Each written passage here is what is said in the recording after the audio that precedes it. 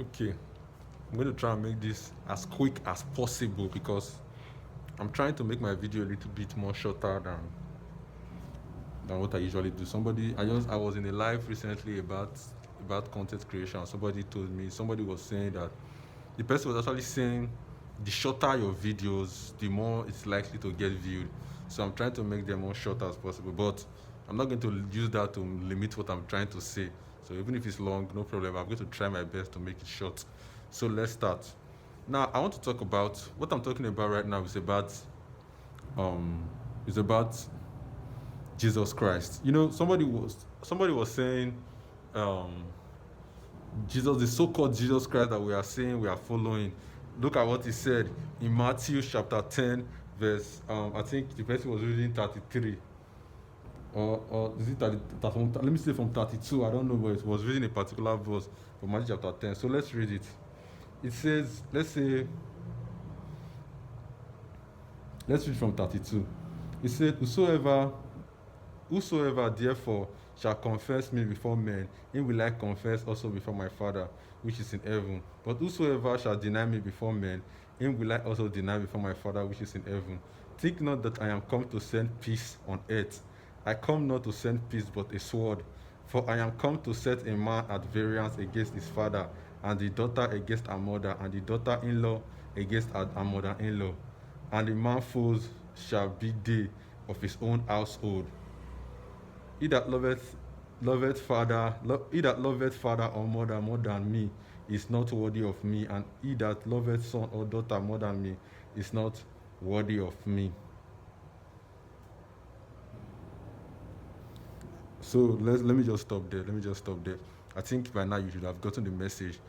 So what this person was saying was that look at this so-called Jesus Christ people are saying is good. He came to separate families. He came to cause families to fight against each other. He came to set father against sons, mother against daughters, and stuff like that.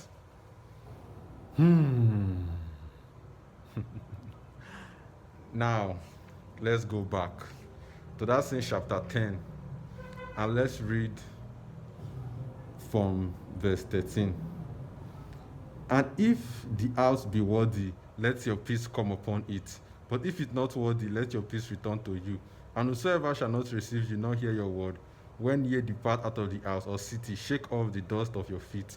Verily I say unto you, it shall be more tolerable for the land of Sodom and Gomorrah in the day of judgment than for that city. Behold, I send you forth as sheep in the midst of wolves. Be ye therefore wise as serpents and harmless as doves. But beware of men, for they will deliver you up to the council, and they will scourge you in their synagogues. And ye shall be brought before governors and kings for my sake, for a testimony against them and the Gentiles. But when they deliver you up, take no thought how or what ye shall speak, for it shall be given you in that same hour that ye shall speak. For it is not ye that speak, but the Spirit of your Father which speaketh in you. And the brother shall deliver up the brother to death, and the father the child, and the children shall rise up against their parents, and cause them to be put to death. And ye shall be hated, all of men, for my name's sake, but he that endureth to the end shall be saved. But when they persecute you in this city, flee ye into another. For verily I say unto you, ye shall not have gone over the cities of Israel till the Son of Man be come. Okay, let's take a pause right here. So now, if you read this, you understand something. That at the beginning, he was talking about how preaching or talking about Jesus is going to cause people to hate you, going to cause people to persecute you, it's going to cause people to do all sorts of things to you, all sort of harm to you. Then all of a sudden, continue going. All of a sudden, he then changed his mind and say he has come to separate father from sons. And it doesn't make sense to think that to just take that verse and just run with it. It does not make sense. One thing we need to know, when we are reading the Bible, we don't just pick verse and read.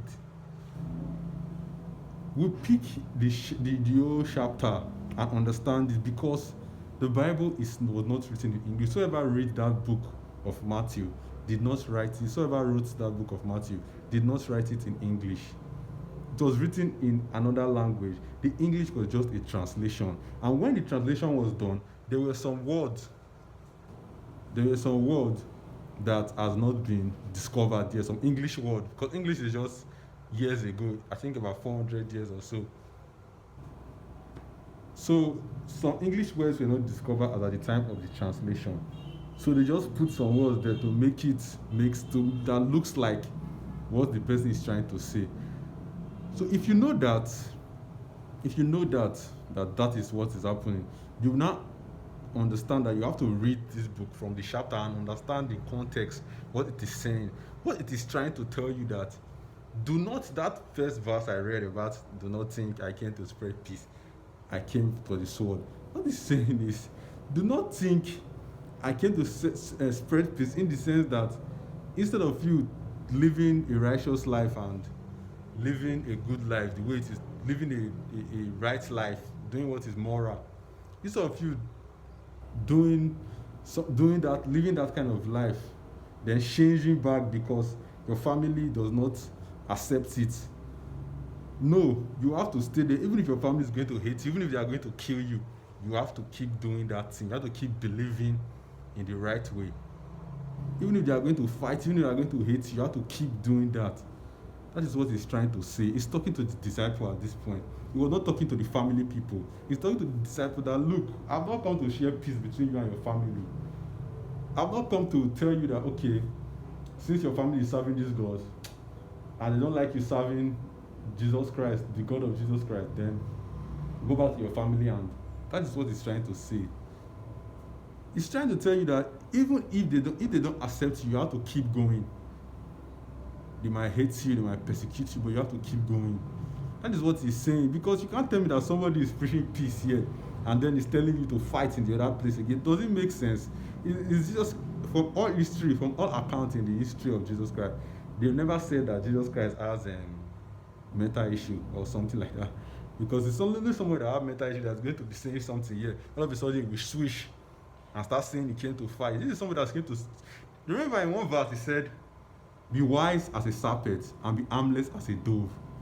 How can you be harmless as a dove if you are trying to fight somebody, if you are trying to bring enmity between your family intentionally?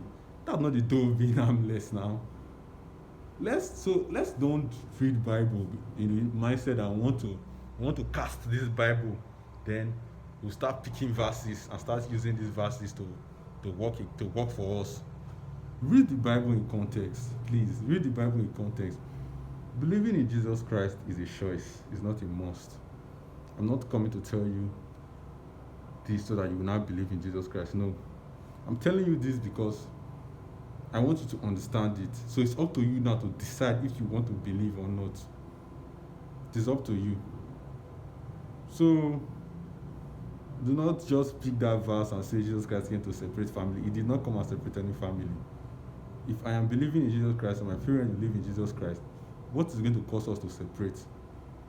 The only thing that is going to cause us to separate is if I believe in Jesus Christ and my parents believe in some other gods. That's not going to become an issue. And now that being an issue, he had already tell us that we should be harmless as a dove. So who is doing the fighting? It's probably my parents doing the fighting because they don't want me to serve Jesus. They want me to serve their God that they are serving. Because now my own has told me to be harmless as a dove. I don't know what my parents told them.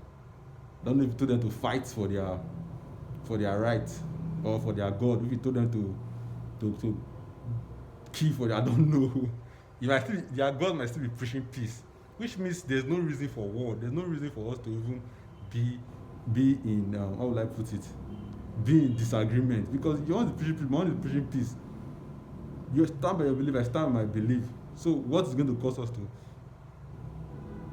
So let's this video is getting long. Peace out.